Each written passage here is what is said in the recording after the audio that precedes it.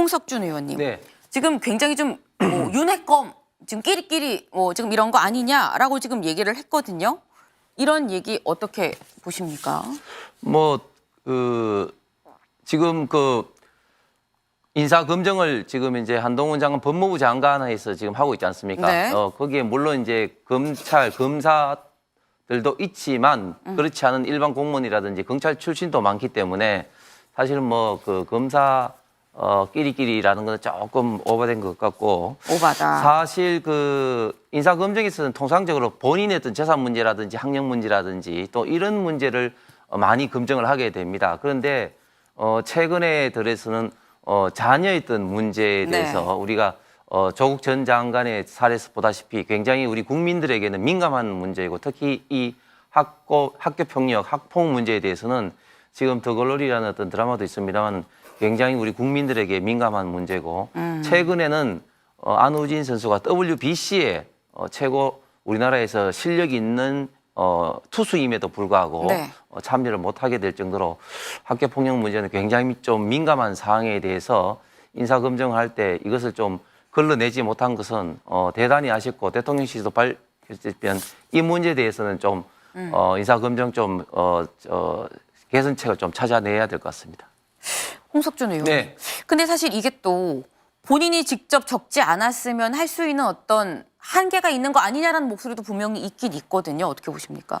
예, 공직사회에서 항상 이런 문제가 터지면 나는 게 이제 결국 이제 조직이라든지 인원이 부족하다 네. 이런 이야기가 좀 나올 수가 있는데 그런 면에서 이제 조직 시스템이라든지 이런 걸 좀 살펴봐야 된다고 이제 말씀을 좀 드렸고 네. 사실 이번에 이제 정순식 변호사가 자진 사퇴하고 대통령실이라든지 이런 곳에서 좀 더 민감하게 생각한 이유가 바로 이 사건입니다. 그러니까 학폭 자체도 문제이지만 네. 학교에서 강제 전학 명령을 내렸는데 거기에 대해서 이렇게 소송을 제기해서 대법원까지 갔다. 네. 좀 이런 어떤 문제가 사실은 어떻게 보면은 국가수사본부장으로서 임명하는데 가장 어떻게 보면 어떤 치명적인 어떤 문제가 발생되었고 사실 강제 전학 명령이 떨어졌을 때 어떻게 보면 피해자에게 진정한 사과를 하고 그렇게 또 넘어갔으면 이렇게 갈 수도 있는 문제인데 네. 이런 어떤 소송까지 갔다는 것은 판결문에서 있는 것처럼 오히려 아들을 어떻게 보면 지나치게 두둔해서 반성할 수 있는 그런 좀 기회를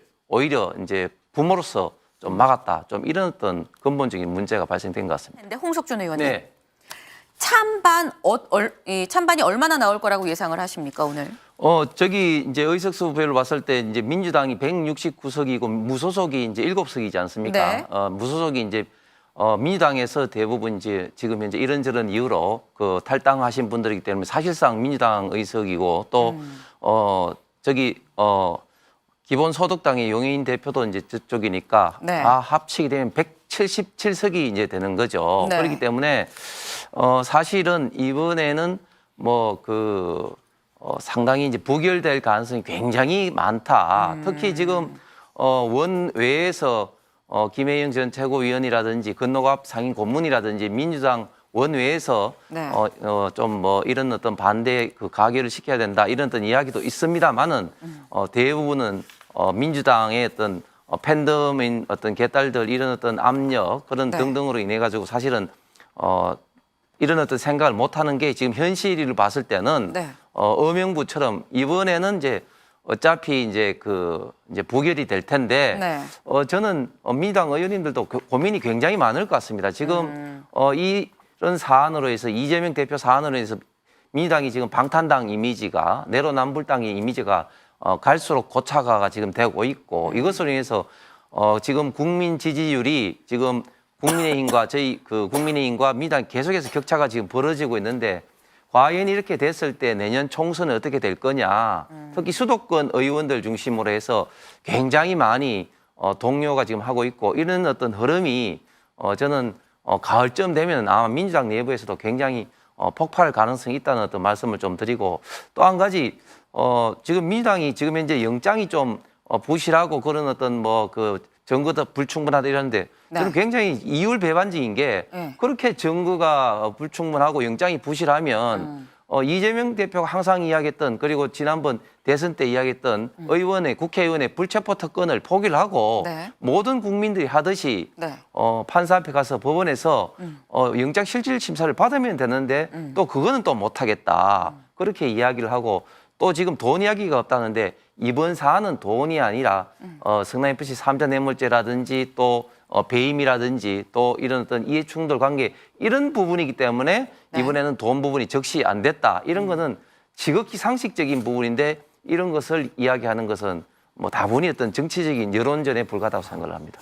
예, 김기현 후보가 본인이 억울하고 또 얼마나 또 자신이 있으면은 네. 뭐 단순하게 이제 고소 고발이 아니라 수사 의뢰까지 했겠습니까? 사실은 굉장히 이제 이게 사실은 어느 정도 이미 지나간 사항인데 지금 민주당이 지금 철진한 사건을 대해서 이렇게 하는데 사실 김기현 대표가 98년도에 땅을 이제 사고 그때 당시에 이제 2억 1천만 원을 지출했다고 합니다. 지금 현재 지금 공시지가 기준으로 김기현 후보가 이제 공직자 재산 신고한 것에 따르면은 2억 5천이라고 합니다. 그리고 1,800배라는 것은 민당에서 주장한 것은 그 부근에 있는 건축을 할 수 있는 대지 기준이고 이 김기현 대표가 갖고 있는 지금 현재 그 후보가 갖고 있는 땅은 산지이기 때문에 집이라든지 건축물을 할 수 없는 땅이기 때문에 공시지가가 이렇다는 것이고 그러니까 이거 완전히 팩트하고는 다른 사실이고 그다음에 이제 도로를 2007년도 할 때 뭐 개입을 했다. 이거는 뭐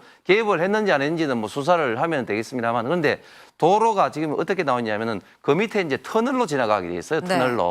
터널로 지나가는 그 도로가 어떻게 그 시세에 그 영향을 미치고 또 그런 걸로 인해서 지금 공시지가가 그렇게 많이 오르지 않은 그런 상황인 거죠. 그래서 저도 민주당이 참 답답한 게 이런 TF 구성을 했는데 TF 단장을 또 황운하 의원이 맡고 있다. 네. 황운하 의원이 누굽니까? 울산 경찰청장을 하면서 송철호 시장 당선하기 위해서 개입을 해서 지금 재판 중에 있는 사람입니다. 이런 어떤 또 사람이 또 TF 단장을 맡고 있다는 것이 굉장히 저는 부적절한 것으로 보입니다.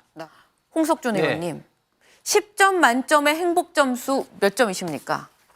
지금 현재 저요? 네. 저는 8점 맞습니다. 오, 8점. 굉장히 높습니다. 우리나라는 지금 10점 만점에 6.1점인데, 어유 10점 만점에 8점. 예. 굉장히 지금 행복하신 것 같아요. MBN에 나와서 이렇게 이야기한 자체가 굉장히 행복하기 때문에 그리고 또 사랑하는 어떤 가족이라든지 또 제가 나름대로 그래도 의미 있는 일을 할 수 있는 여건이 되기 때문에 그런 어떤 점수를 주었습니다. 오늘도 좋은 하루 되세요. 감사합니다.